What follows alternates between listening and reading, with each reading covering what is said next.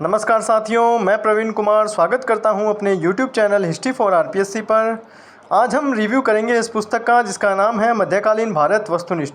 इसे रवि कुलरिया ने लिखा है और इस पुस्तक के अंदर क्या विषय सूची है और उसमें कौन कौन से टॉपिक है विषय सूची के अंदर और किस टाइप के प्रश्न इस पुस्तक के अंदर हैं और कितने प्रश्न हैं, मैं आपको इसका जो है वो बता देता हूँ।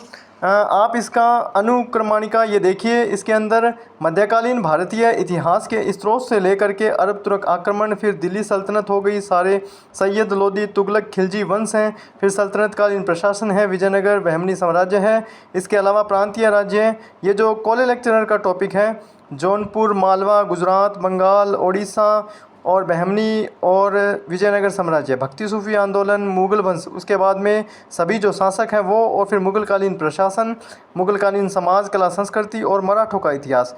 360 पेज इसके अंदर है दोस्तों।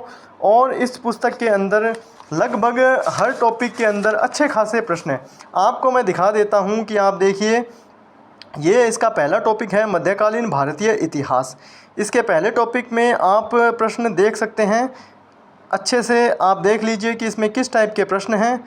इन्होंने जो क्या किया है कि पुराने प्रश्न जो पेपरों में आए हुए हैं वो, और इनसे जो नए प्रश्न बने वो, इन्होंने सभी को एक साथ इस पुस्तक के अंदर डाल दिया है। इसके अलावा मैं आपको इसके कुछ और पेज दिखा देता हूँ। और सबसे बढ़िया बात है, इन्होंने इस पुस्तक के अंदर बहुत सारे जो प्रमाणिक पुस्तक हैं उनको लिया है और फिर उनका जो डिस्क्रिप्शन दे दिया है। जैसे किसी प्रश्न को किया फिर उसका उत्तर, उसके नीचे एक डिस्क्रिप्शन है। अगर आप एक गुटके के रूप में लास्ट में, जैसे आपने सब कुछ पढ़ लिया है और अंत में 15 दिन में या 1 महीने के अंदर अगर मध्यकालीन भारत पूरा निकालना चाहते हैं तो आप फिर इस पुस्तक के साथ जा सकते हैं। इस पुस्तक के अंदर बहुत अच्छे अच्छे प्रश्न हैं और इन्होंने ऐसा भी नहीं है कि बहुत कम प्रश्न डाले हैं। आप देख सकते हैं ये पहला ही टॉपिक चल रहा है और लगभग इसके अंदर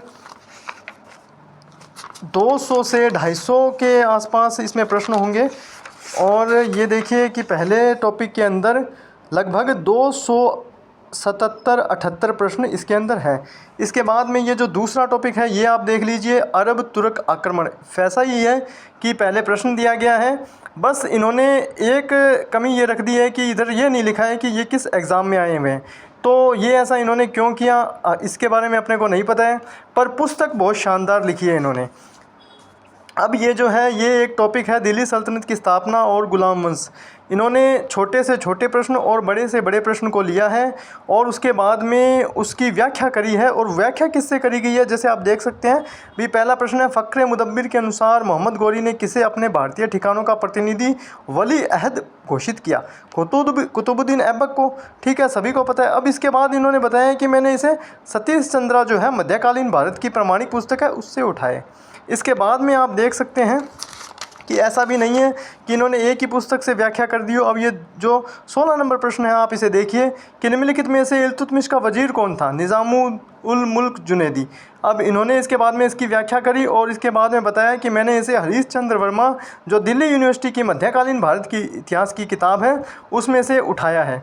तो इस हिसाब से इन्होंने क्या किया है कि बहुत शानदार किताब लिखी है और इसमें 1000 से ज़्यादा प्रश्न हैं।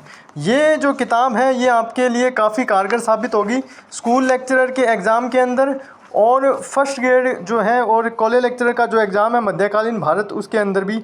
इसके अलावा और भी कोई अगर आप टीजीटी पीजीटी का एग्ज़ाम देना चाहते हैं और जैसे एनवीएस हो गया, केवीएस हो गया, उसमें भी ये आपके काम आ जाएगी। आप देख सकते हैं ये सिख धर्म का है। ये प्रश्न आप अभी कॉलेज लेक्चरर में आया ही था कि किस सिख गुरु का संबंध मीरी और पीरी से है।